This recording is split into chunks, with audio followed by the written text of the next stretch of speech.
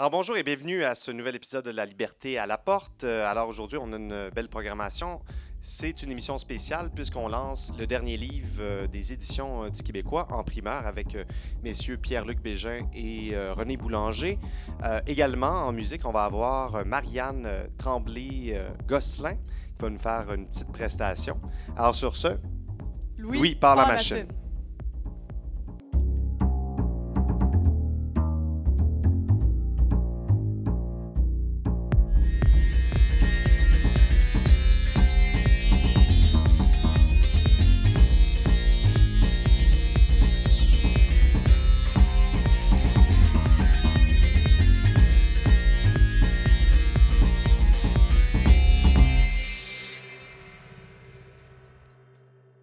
À présent, sous un tonnerre d'applaudissements, veuillez accueillir Pierre-Luc Bégin et René Boulanger.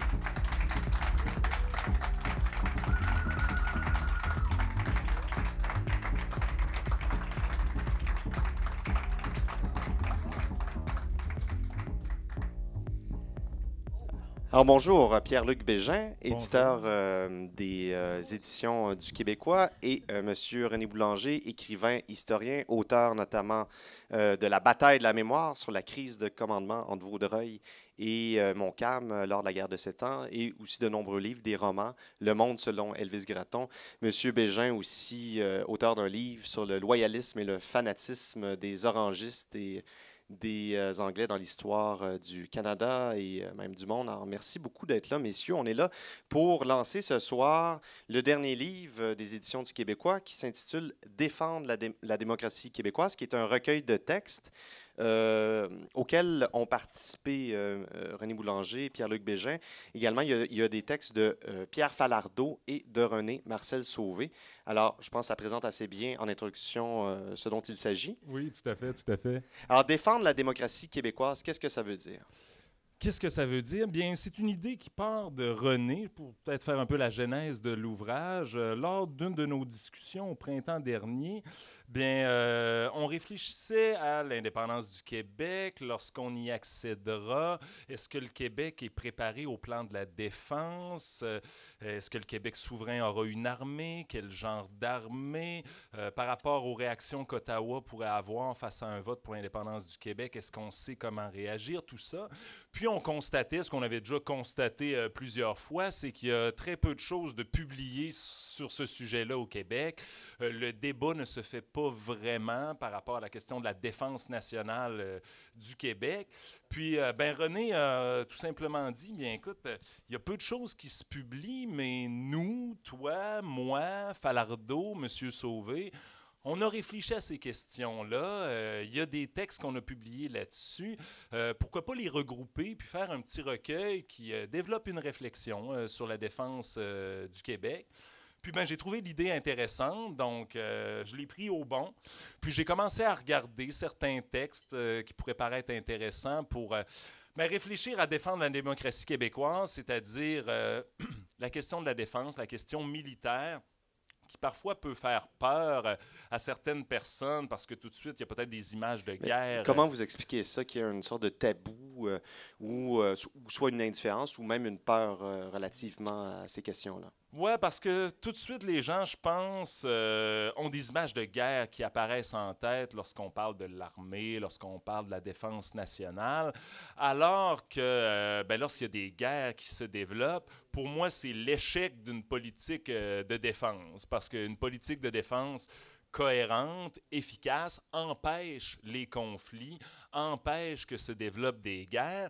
Puis c'est pour ça qu'au Québec, on doit réfléchir à ce que devrait être la politique de défense du Québec pour s'assurer que l'indépendance se fasse de la façon la plus harmonieuse possible, puis qu'ensuite, après l'indépendance, bien que le Québec soit capable d'assurer son intégrité territoriale, soit capable d'assurer la sécurité de ses citoyens, puis développe pas de conflits avec ses voisins, notamment avec le voisin canadien, bien entendu. Certains pays n'ont pas d'armée. Et en quoi le Québec, ce serait nécessaire qu'il ait une armée?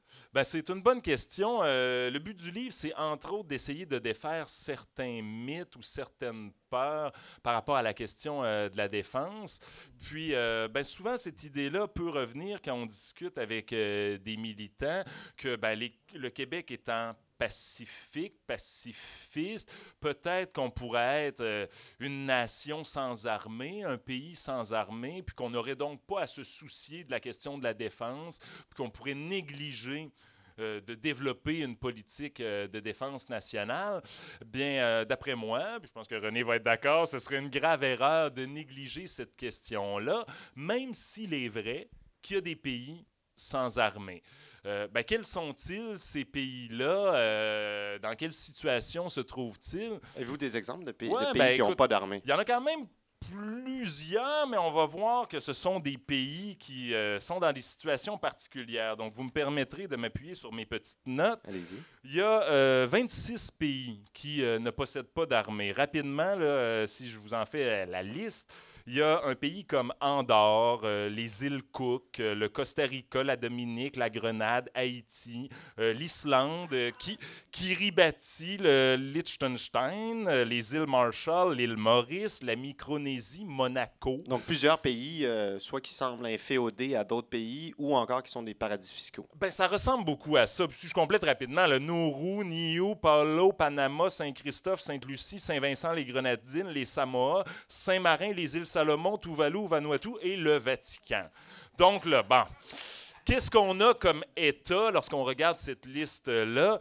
Ben, des micro-États. La plupart de ces pays-là n'ont pas plus de 500 000 de population. Parfois, c'est même très peu, là, 100 000 de population. Des petites populations, bref. Donc, des micro-États qui sont parfois des paradis fiscaux ou qui sont dans des situations vraiment exceptionnelles comme le Vatican, bon, qui s'est formé par l'histoire en lien avec l'Église catholique, etc. Là, pas besoin de développer là-dessus. Sinon, Haïti, qui a vécu une histoire très particulière avec les dictatures, les conflits, les catastrophes naturelles, tout ça. Bon, donc, aucun de ces États-là, d'après moi, là, se compare au Québec.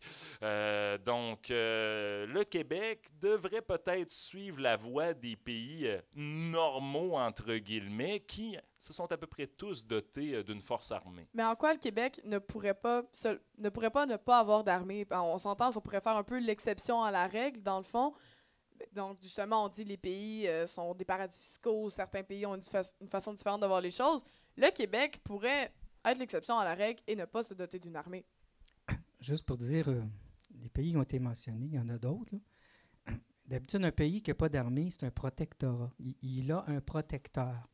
Il y a quelqu'un d'autre qui assume sa défense et sa sécurité. L'exemple du Costa Rica, c'en est un. On est obligé de faire des ententes avec des voisins. Si jamais il y a des agressions, s'il y a des actes violents, s'il y a des actes hostiles qui viennent d'une autre nation, là, on compte sur le voisin pour nous défendre. Alors, je vais vous donner l'exemple. C'est le Koweït, quand il a été attaqué par l'Irak, pourtant le Koweït avait une armée, bien, il y avait un grand protecteur, c'était Oncle Sam, les États-Unis. Alors, sauf que ces pays-là, ces grandes puissances-là, si tu ne peux pas assumer ta sécurité toi-même, là, ils ne sont pas nécessairement enclins à l'assumer là, bénévolement comme ça. Là. Ils vont te demander de faire un effort pour te défendre toi-même, pour assurer ta sécurité. C'est une question de sécurité. À l'échelle d'une nation inarmée, c'est comme un poste de police dans un quartier. Là. Si tu n'en as pas, tu peux faire confiance à toutes les bandes rivales là, pour assurer ta sécurité, mais les grandes nations modernes exigent que toi, tu aies ce qu'on appelle un système de sécurité. Mais c'est ça, comment est-ce qu'on peut faire l'adéquation entre le pacifisme comme valeur universelle, disons, et la nécessité que vous alléguez que l'État québécois se dote d'une force armée? Bien, je donnais l'exemple de la police, c'est la même chose. Il n'y a personne qui veut, comment je peux dire ça, qui veut que la police tabasse les citoyens. Mais, je veux dire, s'il y a un intrus qui rentre dans ta maison, c'est la première chose que tu fais, tu appelles la police. Donc, il faut que tu aies un recours contre la force. C'est le minimum. Puis la plupart des sociétés, dans l'histoire de l'humanité, il faut juste lire un peu l'histoire. Là. Il n'y a aucune société qui a jamais été menacée dans son histoire. Il n'y a aucun peuple sur la Terre qui n'a jamais été menacé. Et même le peuple québécois. Ben, le peuple québécois encore plus. Est-ce que le peuple parce québécois est vraiment si pacifique que ça? Veux-tu répondre à Parce ça? que, mais j'aimerais ça que M. Boulanger réponde, puisque, bon, il a écrit des livres sur la question. Au plan historique, Oui, le peuple oui. québécois, est-ce qu'il Écoutez, est si le Québec avait eu une armée là, ou une milice bien organisée en 1837, là, la révolte, je dis pas plus qu'une révolte, là, la répression des patriotes, elle ne serait pas terminée de la même façon. Les Britanniques auraient été obligés de prendre leur bateau puis de retourner l'autre bord. Puis nous autres, on serait un pays indépendant aujourd'hui. Là, on subit ce qu'on appelle, je veux dire, les conséquences d'une annexion puis d'une violence originelle qui était là auparavant. Actuellement, on est ce qu'on appelle un peuple inféodé. Puis en plus, c'est que non seulement on est inféodé, c'est que nous, on participe aux guerres de l'Empire. C'est-à-dire, le Canada, maintenant, c'est une puissance moyenne. Il se déploie partout dans le monde. Il y a des Québécois qui partent, qui s'en vont se faire tuer en Afghanistan et qui vont tuer en Afghanistan. Alors, eux autres sont enrôlés comme les tribus primitives qui ont été annexées.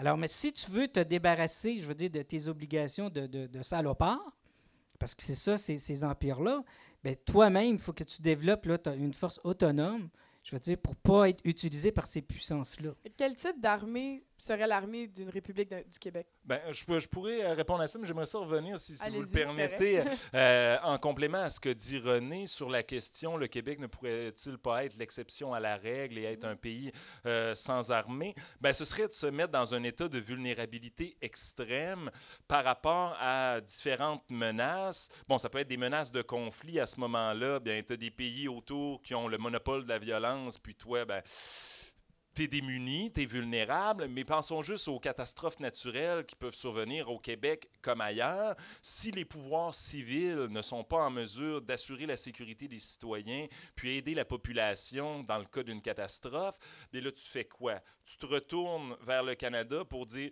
s'il vous plaît, aidez-nous, vers les États-Unis, vers la communauté internationale. Pensons, par exemple, que ça arrive un mois après, disons, un référendum gagnant pour le oui, puis là, on déclare l'indépendance. Je pense que le Canada va quand même avoir une certaine hostilité par rapport au Québec à ce moment-là. Survient un déluge comme il y a eu au Saguenay ou je ne sais trop quelle catastrophe puis qui nécessiterait l'envoi de l'armée.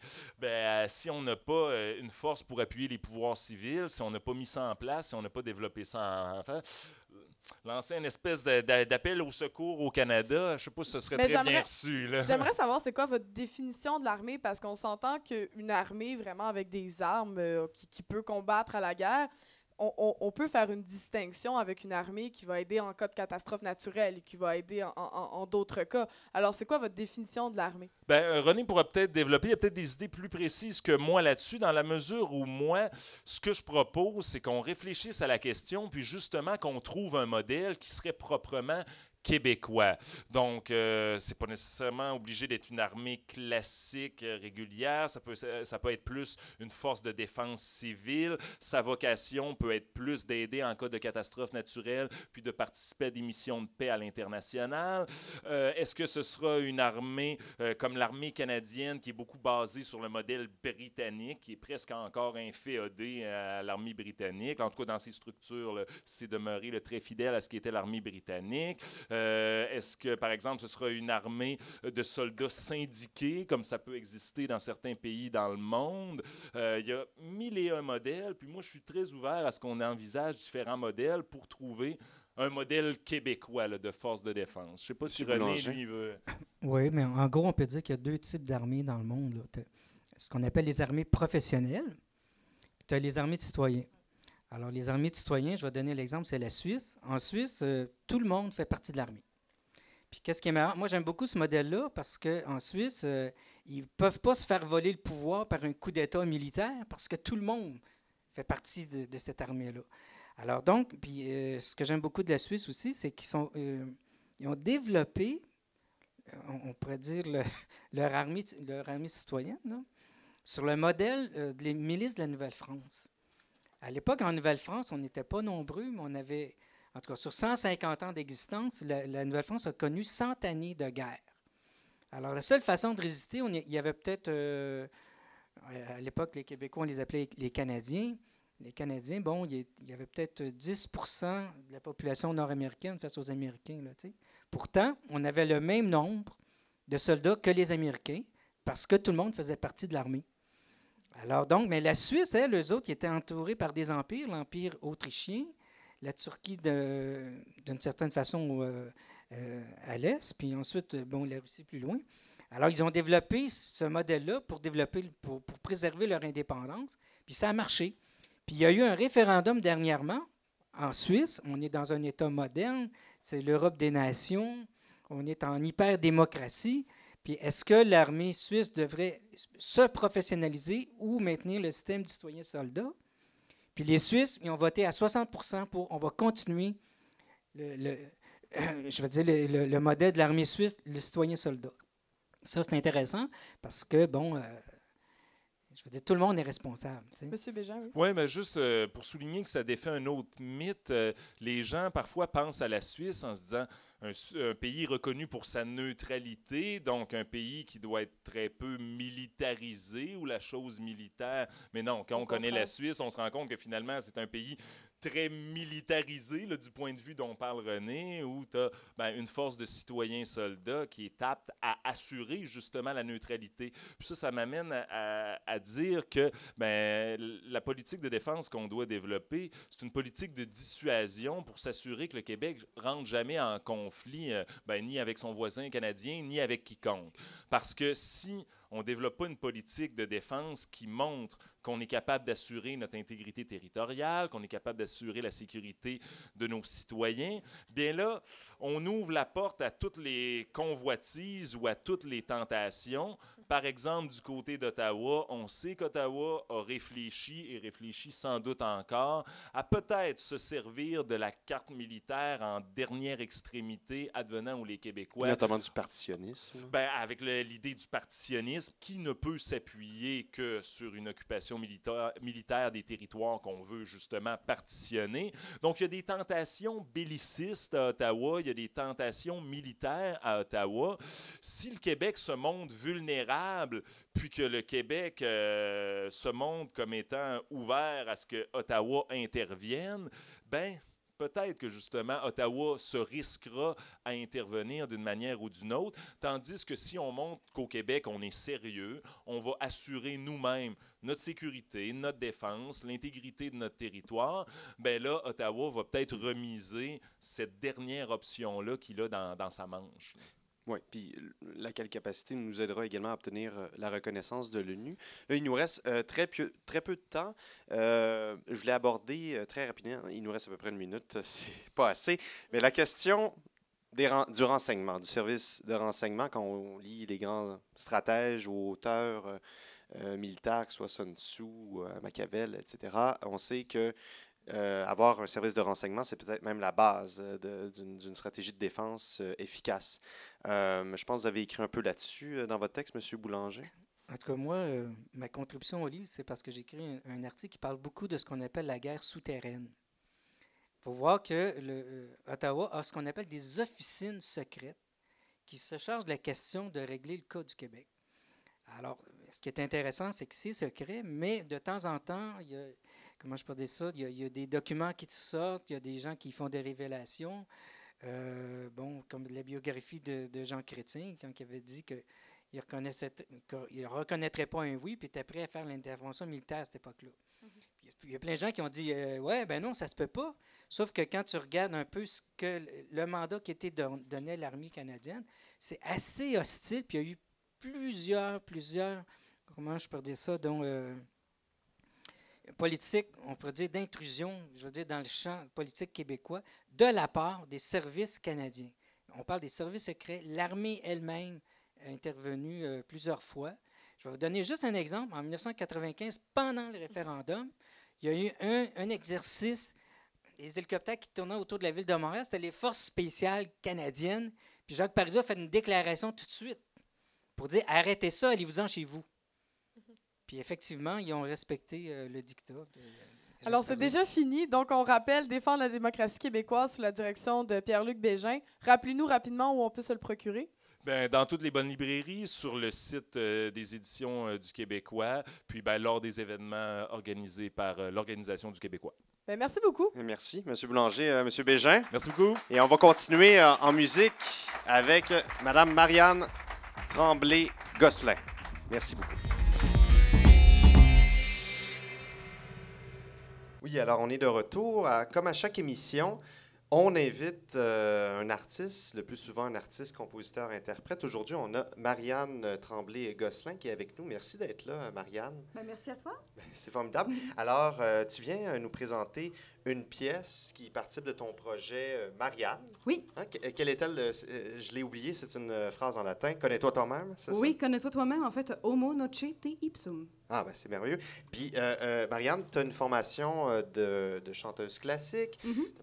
Tu as participé également à de nombreux projets. Tu as même fait de l'improvisation musicale dans la Ligue d'improvisation musicale amateur. Je crois que c'était à Montréal. Oui, c'était à Montréal. Ça se passait à l'hémisphère gauche. Ben, c'est très... Donc, musicienne accomplie. Là, tu reviens d'une tournée en France. Peux-tu nous en parler un peu? Oui, c'est ça. C'est qu'en fait, au départ, moi, j'avais un projet solo où est-ce que je me débrouillais avec un piano, auteur-compositeur. Puis ensuite, j'ai commencé à développer mes instruments. J'ai rencontré ma muse musicale, qui est en fait Renée Gélineau. Puis avec elle, j'ai partagé plusieurs bands, dont We Drive Cars. J'ai fait partie de Renard Frac, entre autres. Gros band rock. On se pète la tête dans les claviers, c'est génial. Et là, tu nous viens aujourd'hui équipé quand même, donc d'un bass drum, une valise qui agit en tant que grosse caisse, donc, et tambour de basque, donc tes deux pieds occupés, ukulélé, voix. C'est une vraie femme orchestre. Mais c'est quelque chose qui a commencé justement avec les Deux Folles, avec Renée, dont je te parlais il y a 2 secondes. C'est Deux Folles et un banjo. J'ai commencé au ukulélé, tout simplement. Puis à un moment donné, je m'étais dit, bon, ukulélé, ça va, là. Un clavier, c'est dur à traîner, là, mais là, on va prendre un petit instrument, ou quitte le pipeau, là, on s'en fout, mais en autant que ça se transporte. Puis, ben justement, tout fit dans une valise ou sur moi. Donc, depuis ce temps-là... Moi, je suis drummer, puis on dit que je pense que je rêverais peut-être... le plaisir de transporter... Peut-être pas pris la bonne vocation de musicien.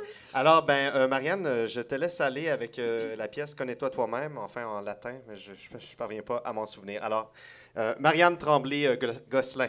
Voilà. Merci beaucoup. Peut-être vous faire une petite mise en situation, c'est que cette phrase-là, elle est tout petite. Hein? Homo noce te ipsum, connais-toi toi-même. Ça a l'air de rien comme ça. C'est une petite phrase minuscule qui peut se glisser entre les lames du plancher puis disparaître. On l'oublie. Mais je pense que c'est important de le chanter puis de se le rappeler de façon régulière. Ça fait sourire, puis un ukulélé, c'est tout le temps le fun. Hein? Alors, on y va.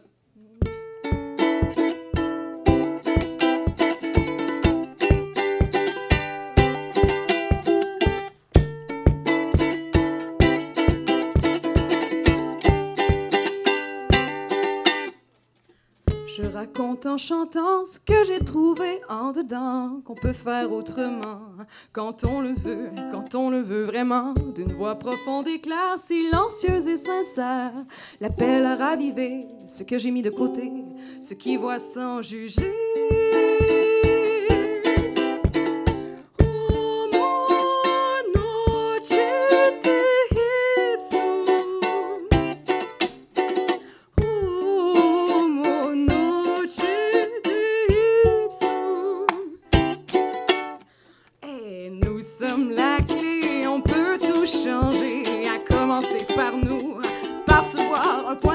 Sentez vibrer la terre, levez-vous bons et fiers, non pas lever les armes, mais raviver, réanimer vos âmes.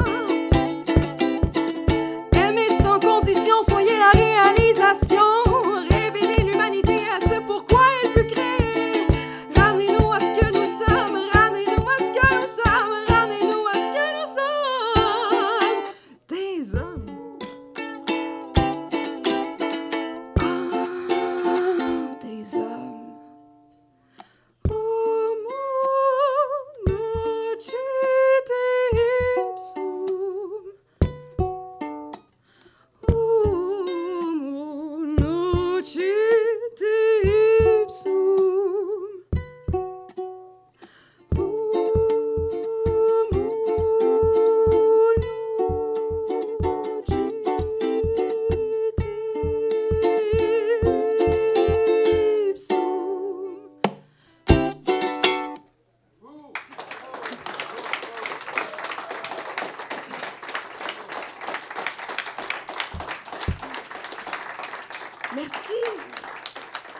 Merci de votre écoute.